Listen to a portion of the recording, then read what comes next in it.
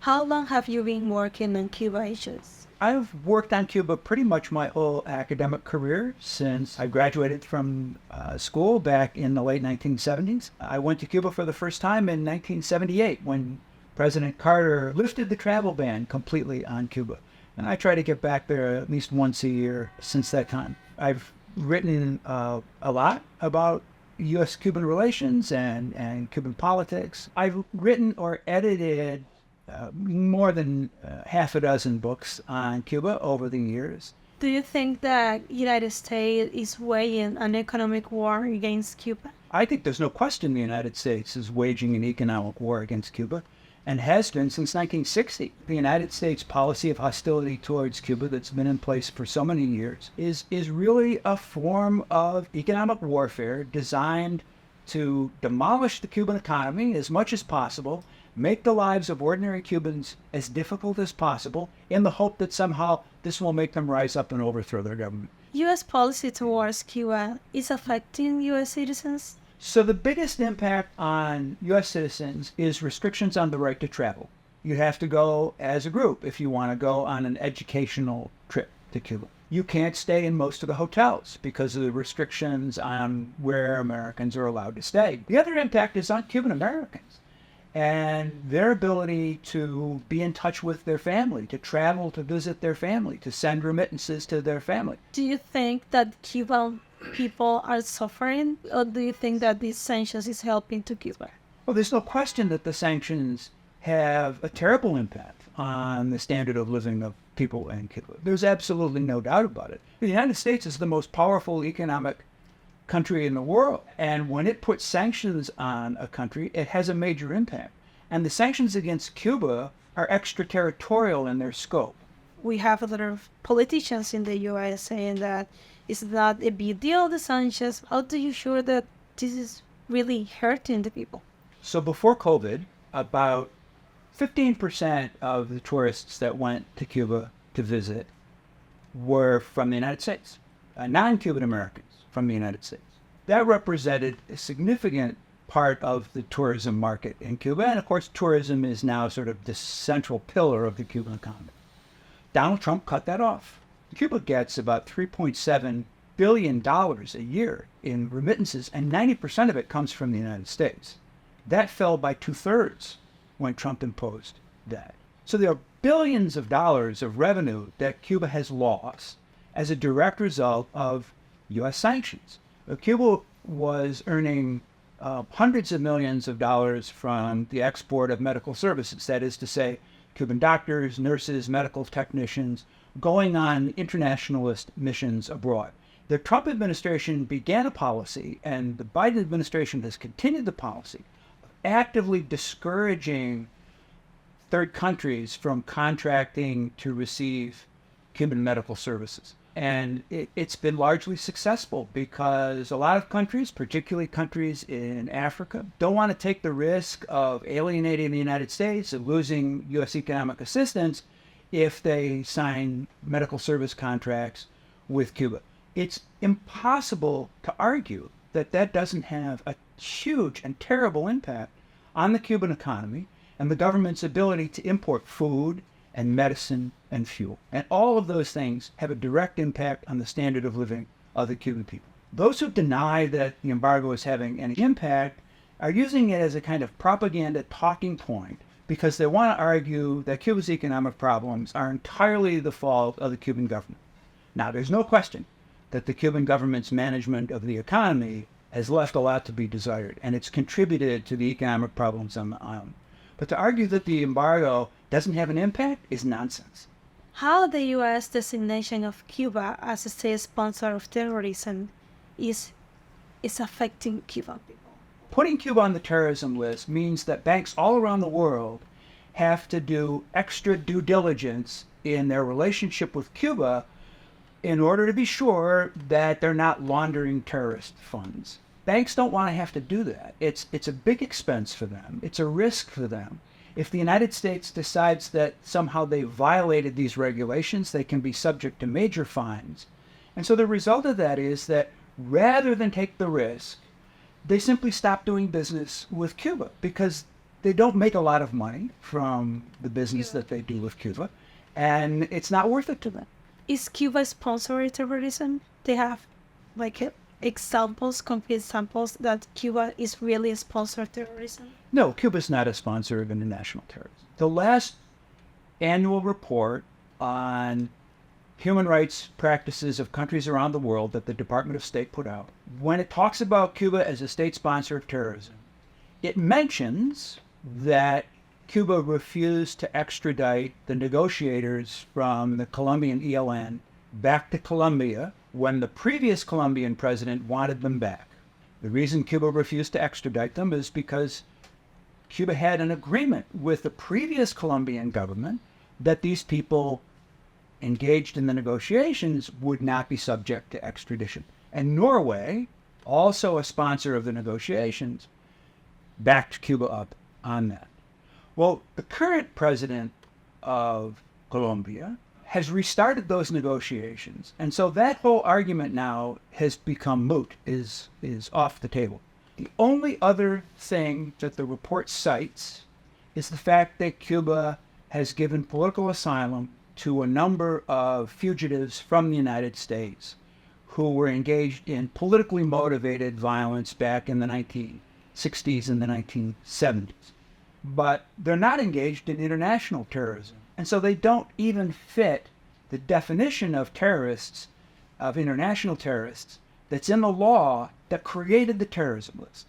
So the whole rationale that the United States has been offering for Cuba being on the terrorism list is just a political smokescreen for a policy designed to make life harder for Cuba. Do you think that the sanctions is helping to Cuba to improve the human rights situation? And the irony is that the United States justifies its sanctions against Cuba because of Cuban government's human rights practices. The reality is that every time U.S. and Cuban relations become more tense and more hostile, the Cuban government feels more under threat and more of a sense of being under siege. And so they become less tolerant of domestic critics and dissidents and opponents.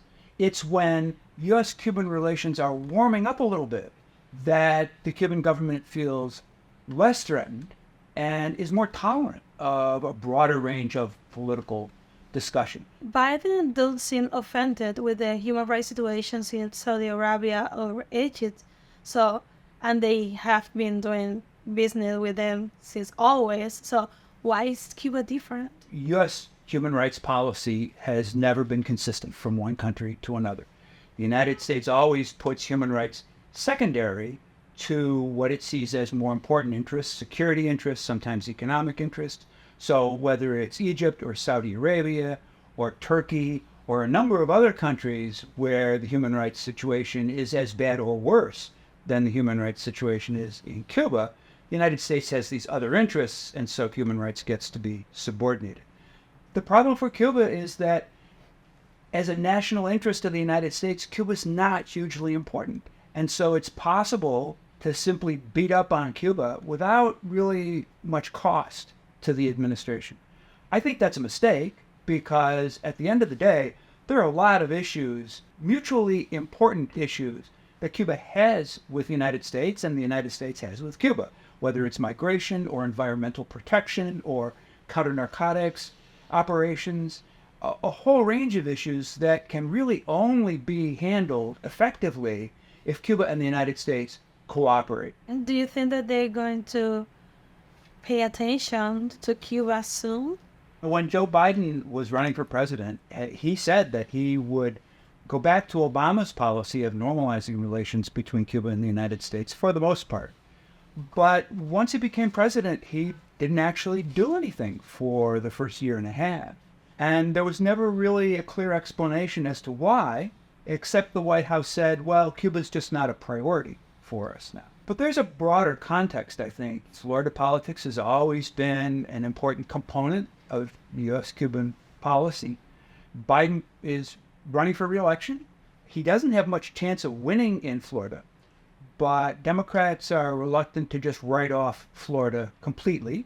And of course, you've got Senator Menendez, a close friend of Biden when Biden was in the Senate, who has the president's ear and is constantly telling him, don't do anything to relax the relationship with Cuba. Do you think that Biden has a chance to win the elections in Florida at this point? I think that the results of the 2022 midterm elections demonstrate that Florida has become a red state and that Democrats really have no chance of winning a statewide race in Florida. And so, logically, Florida should no longer be a political obstacle to changing U.S. policy towards Cuba.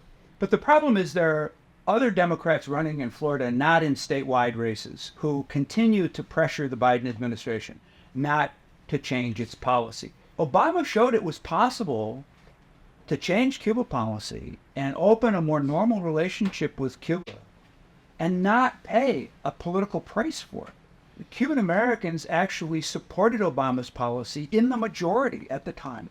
The problem, I think, with Biden is that Biden came of political age during the Cold War. And so he sees the world through this kind of Cold War prism, whereas Obama was really a post-Cold War politician. Are you hopeful about the future? I'm hopeful about the future of U.S.-Cuban relations in the medium and long term. I'm not too hopeful in the short term because the Biden administration doesn't seem interested in changing the policy much further than they already have. But Cuba and the United States have always been close. And the two peoples have always liked one another. They've borrowed culture from one another. They've traveled back and forth. Cuban Americans have made Miami one of the most vital and vibrant cities in the United States. And so I think it's in the long-term interests of the Cuban people and the people of the United States and ultimately of the two governments to have a better relationship. Do you think that Cuban government has the will to have better relationships with United States government? I think the Cuban government has always been interested in improving its relationship with the United States because Cuba's political leadership have understood that it would be much better for Cuba's future if it had a normal relationship with the United States. And frankly, the United States has never regarded Cuba as an equal and sovereign country. Not since we intervened in Cuba's War of Independence in 1898 and turned Cuba into a kind of neo-colony for the next 50 years. Not since 1959, because the United States has always regarded Cuba's rebellion against U.S. interests as unacceptable to it. Cuba is in the U.S. sphere of influence in our own backyard, and so U.S. policymakers have never really reconciled themselves to the idea that Cuba would be a sovereign, independent, socialist country just off the shore of the United States and could still have a normal and positive relationship with Washington. Do you think that Cuba has to make concessions in order to the sanctions be lifted? This has been an argument by people, particularly those who support the embargo, that Cuba's not doing enough. Cuba's not responding positively when the United States takes small steps.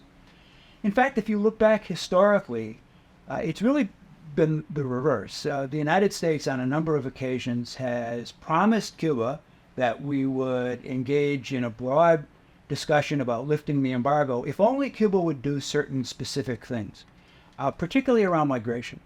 And Cuba has generally done those things, and then the United States has failed to follow through with its promises of a broader negotiation.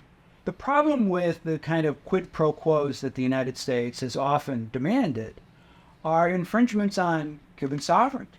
From the end of the Cold War on, the U.S. demand has been that Cuba become a multi-party democracy with a free market as the price of normalizing relations. This is written into the Helms-Burton legislation since 1996.